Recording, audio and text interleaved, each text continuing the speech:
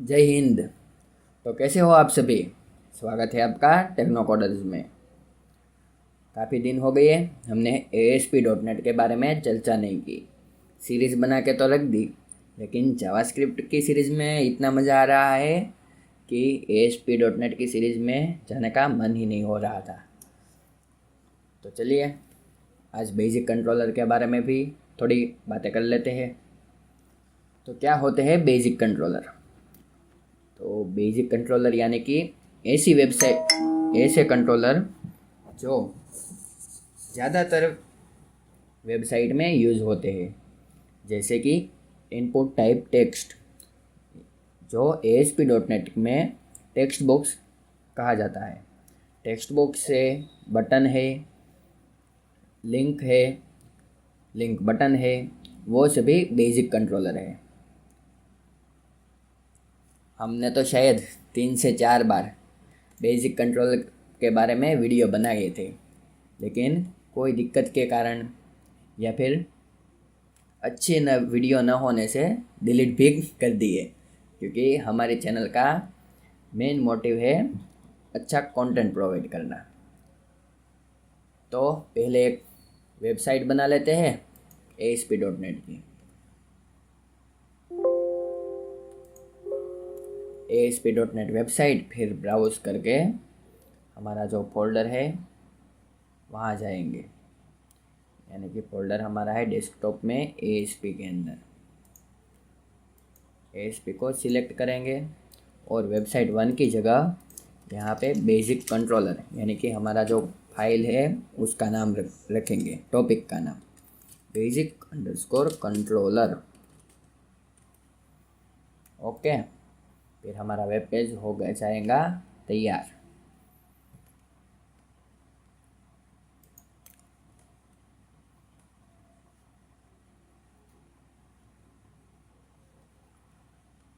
हमने शायद इससे पहले के वीडियो में ये इन्वायरमेंट का सेटअप किया था, इसको बिखेर दिया था यहाँ से वहाँ, फिर से सेट किया था। तो आज बेसिक कंट्रोलर के बारे में देख ही लेते हैं। डिज़ाइन व्यू में ही हम ज़्यादातर काम करेंगे, क्योंकि डिज़ाइन व्यू में हम ये सभी कंट्रोलर को ड्रैग एंड ड्रॉप कर सकते हैं। तो बेसिक कंट्रोलर में हमारे पास है label, text box, button, linked button, image button, hyperlink, drop down list, list box, check box list, radio button list, image map, table, bulleted list. ये सभी जो स्टैंडर्ड में है वो सारे के सारे हमारे बेसिक कंट्रोलर से, सिवाय के ये लिटरल्स, हिडन फील्ड, कैलेंडर, वो सभी बेसिक कंट्रोलर नहीं है। लेकिन लेबल, टेक्स्ट बॉक्स, वो सभी तो बेसिक कंट्रोलर है। तो चलिए उसके बारे में देखते हैं। पहले लेबल को ड्रैग एंड ड्रॉप करके यहाँ पे रखते हैं।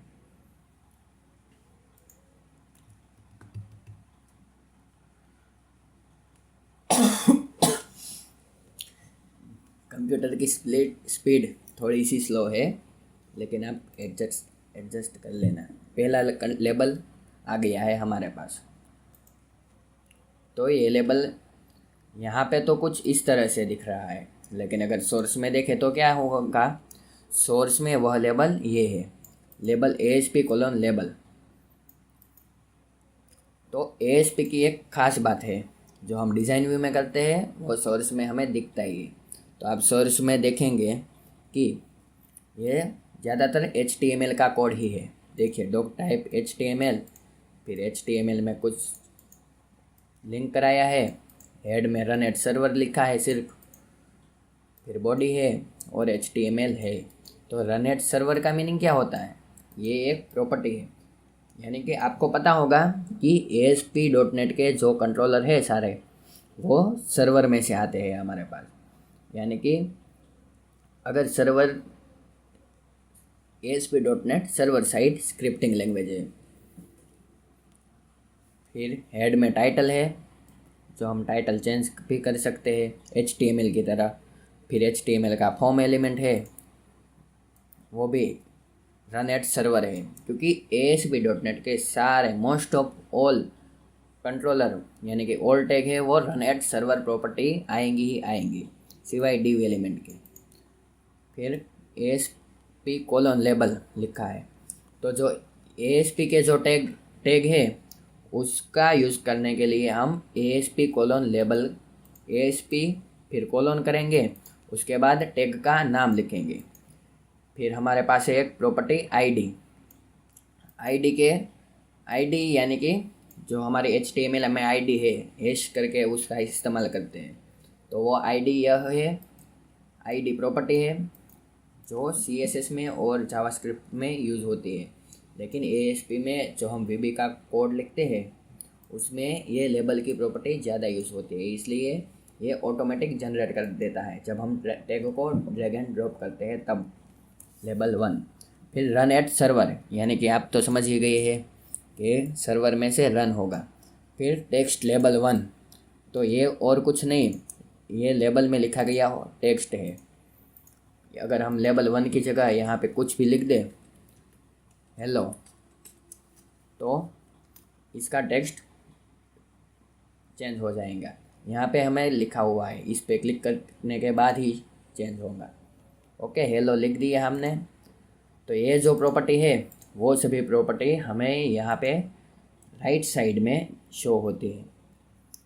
अगर हम यहाँ पे आईडी है, एक्सेस की है, वो सभी प्रॉपर्टी का यूज़ हम कर सकते हैं।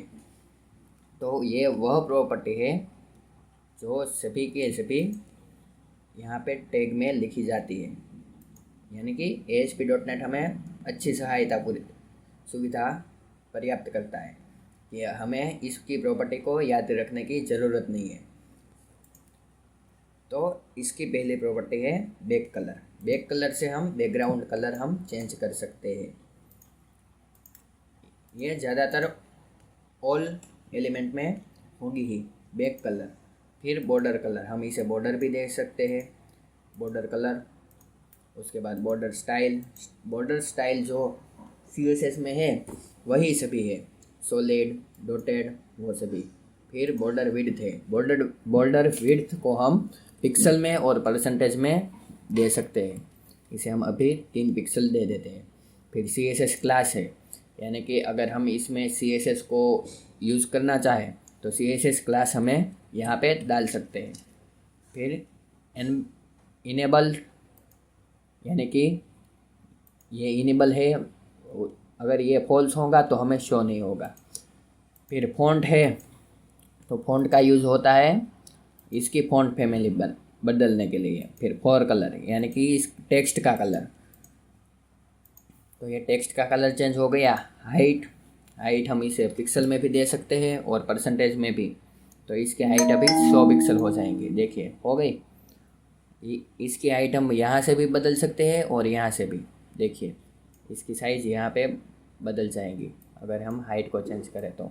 ओके, फिर टैब इंडेक्स को हम आगे देखेंगे जब टेक्स्ट बॉक्स आएगा।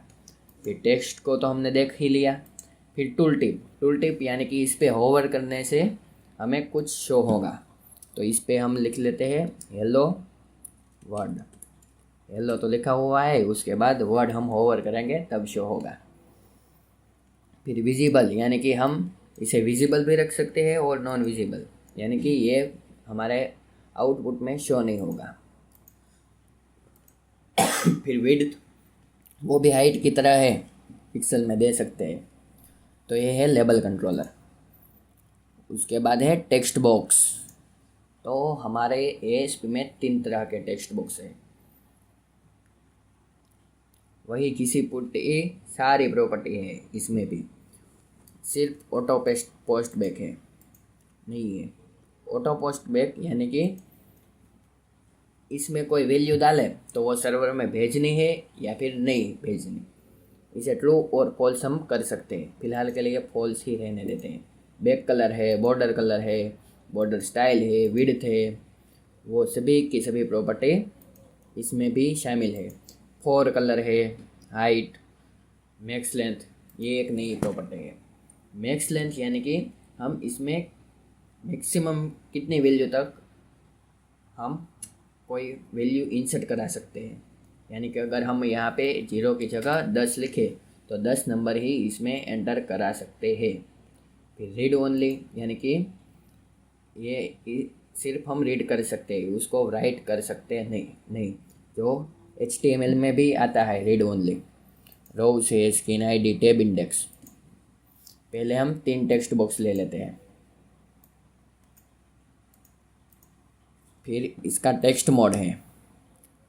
टैब इंडेक्स को हम इसकी 0 रखते हैं, 0 की जगह 1 लिखते हैं।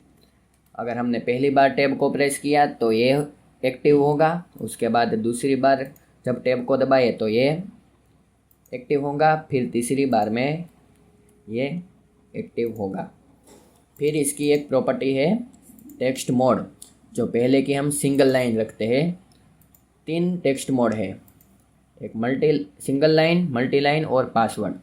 तो दूसरे को हम मल्टी लाइन कर देते हैं, तीसरा वाला मल्टी लाइन हो गया।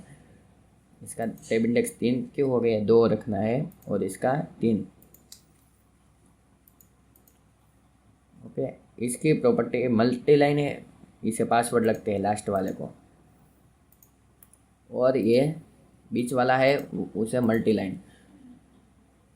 बार बार क्यों ये हो जाता है। पासवर्ड, टेक्स्ट बॉक्स 3 को पासवर्ड, इसकी टैब इंडेक्स 2 रखनी है हमें।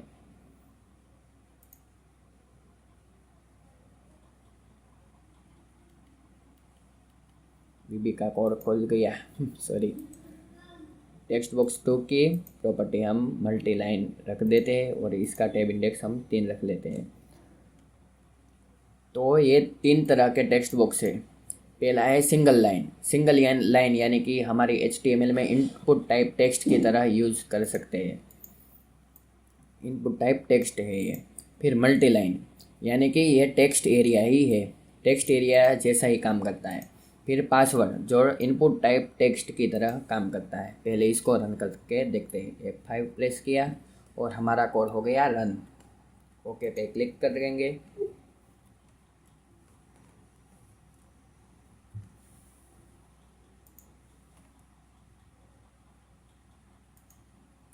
तो हमारे सारे बेसिक कंट्रोलर आ गए। पहले टूल टिप देखते हैं। इस पे हेलो पे हमने होवर किया तो टूल टिप शो हुई वर्ड जो हमने लिखा था। अगर इस पे कोई होवर करे तो कुछ नहीं लिखा था। तो ये टेक्स्ट सिंगल लाइन टेक्स्ट है। अगर हम इसमें हमने मैक्स लेंथ 10 ही डाली थी, इसलिए हम 1 2 3 4 5 6 7 8 9 और 0 तक ही एंटर करा सकते हैं, और कुछ हम आगे नहीं इंसर्ट करा सकते। फिर दूसरे की टेक्स्ट टाइप क्या है, मल्टी लाइन, यानी कि इसमें हम मल्टीपल लाइन को इंसर्ट करा सकते हैं। इसकी ये कर रहा है ना टेक्स्ट एरिया के जैसा काम। फिर तीसरे का इनपुट टाइप पासवर्ड है, यानी कि टेक्स्ट लाइन, टेक्स्ट मोड, वो तो हमने देखा ही नहीं टैब को दबाने से। तो टैब हमने पहली बार प्रेस किया तो क्या कौन सा वाला कौन सा वाला एलिमेंट एक्टिव हुआ, सिंगल लाइन वाला। फिर दूसरी बार हमने टैब प्रेस किया, फिर पासवर्ड वाला जिसकी हमने टैब इंडेक्स 2 रखी थी। फिर तीसरी बार दबाया तो ये टेक्स्ट एरिया वाला एलिमेंट हमारा एक्टिव हुआ। ओके, तो अब आप टैब इंडेक्स के बारे में भी देख लिए। शिफ्ट F5 दबाएंगे तो हमारा डिबगिंग मोड क्लोज हो जाएगा। फिर पासवर्ड है, टूल टिप देख लिया, वैलिडेशन ग्रुप, यानी कि अगर हमें आपको मालूम होगा कि पासवर्ड डालने के बाद कंफर्म पासवर्ड भी हमें रजिस्ट्रेशन के दौरान देना पड़ता है। तो रजिस्ट्रेशन के दौरान जो ये वैलिडेशन होता है तो इसे हम वैलिडेशन ग्रुप में भी लिख सकते हैं, यानी कि इसकी दोनों की वैल्यू सेम होनी चाहिए। तो ये कुछ वैलिडेशन के लिए यूज़ होते हैं। फिर विजिबल, विड्थ, व्रैप, वो सभी तो प्रॉपर्टी सब जगह यूज़ होती है। उसके बाद एक बहुत अच्छा यानी कि बहुत जगह यूज़ होने वाला एलिमेंट है जो है बटन कंट्रोलर। बटन की प्रॉपर्टीज़ देख सकते हैं हम, वही सारी ID, एक्सेस की, बैक कलर से हम इसका बैकग्राउंड कलर चेंज कर सकते हैं, कुछ इस तरह इसका बैकग्राउंड रख सकते हैं। फिर बॉर्डर कलर है, बॉर्डर कलर हम चेंज कर सकते हैं। फिर बॉर्डर स्टाइल है, विड्थ है, वैलिडेशन, फिर CSS class, font, for colour on blind click, post back URL, यानी कि इस पर क्लिक करने के बाद पोस्ट बैक हम यूआरएल भी दे, यानी कि फॉर्म को हम भेज सकते हैं, वो पोस्ट बैक यूआरएल में हमें लिखना पड़ता है। उसके बारे में हम जब आगे प्रोजेक्ट करेंगे तब देखेंगे। टैब इंडेक्स है, टूल टिप है, लेकिन इसमें नया क्या है, बटन पे 2 बार क्लिक करेंगे तो ये वीबी का कोड खुल जाएगा। उसमें हम लेबल कुछ लिख सकते हैं, यानी कि लेबल 1 का टेक्स्ट हम अगर चेंज करना चाहें तो लेबल 1 डॉट टेक्स्ट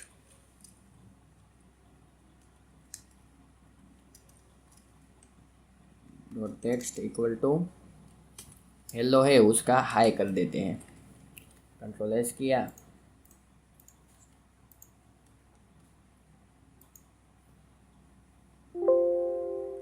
रन करते हैं।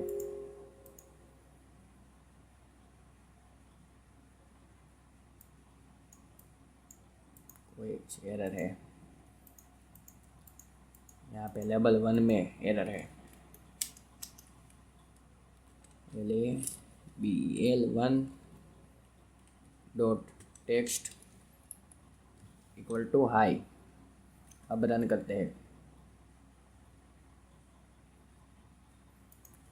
तो यहाँ पे टेक्स्ट क्या है, हेलो। फिर हमने बटन पे क्लिक किया तो इसका टेक्स्ट हो गया हाई। ऐसा क्यों हुआ, आप पेज भी रिफ्रेश हुआ था, आपने देखा होगा, क्योंकि पोस्ट बैक इसका ऑन है इसलिए।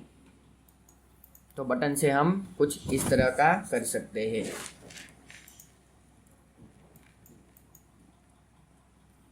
आज हमने किस तरह के कंट्रोलर के बारे में देखा, सिर्फ 3 कंट्रोलर को ही देखा है, टेक्स्ट बॉक्स, बटन और लेबल। ASP.NET की एक खास बात है, आप इसे एक वर्डपैड के फाइल की तरह भी ट्रीट कर सकते हैं, क्योंकि ये माइक्रोसॉफ्ट वालों ने ही बनाया है। अगर आप इसको सिलेक्ट करेंगे, फिर यहाँ पे बोल्ड पे क्लिक करेंगे तो ये सारा टेक्स्ट बोल्ड हो जाएगा। इटैलिक भी कर सकते हैं, फिर अंडरलाइन भी कर सकते हैं इसमें। अभी हम अंडरलाइन को भी रहने देते हैं। इसका टेक्स्ट कलर अगर आप चेंज करना चाहें तो बैक कलर, वो सभी हम चेंज कर सकते हैं। इसका अलाइनमेंट पे हम चेंज कर सकते हैं, जस्टिफाइड सेंटर। आप ये जो एक कंट्रोलर है उसे एक लेटर, वर्ड के लेटर की तरह ट्रीट कर सकते हैं। अगर हमें यहाँ पे गए, फिर हमने एंटर दिया तो ये एक वर्ड की तरह नीचे आ रहा है, देखिए।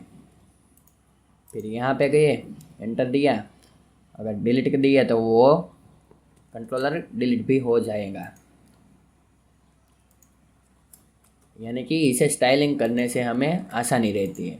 अगर हम यहाँ से पे थोड़ी सी स्पेस छोड़ना चाहे तो स्पेस बार दबा दिए और स्पेस छोड़ दी। लेकिन यहाँ पे अंडरलाइन इसलिए आ रही है क्योंकि हमने टेक्स्ट अंडरलाइन किया था, आपको याद होगा। चली गई ना अंडरलाइन, ओके। तो इसका हम सोर्स भी देख सकते हैं।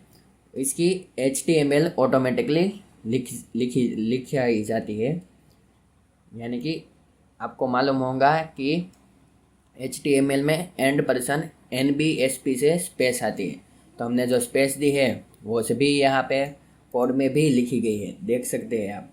फिर BR यानी कि ब्लैक लाइन, हमने जब एंटर को क्लिक किया तब ऑटोमेटिकली यहाँ पे BR नाम का टैग बन गया, देखिए यहाँ पे।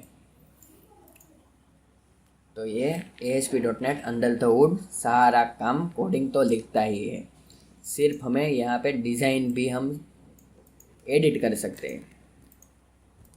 ओके, तो चलिए अब अगले वीडियो में मिलते हैं, तब तक के लिए जय हिंद।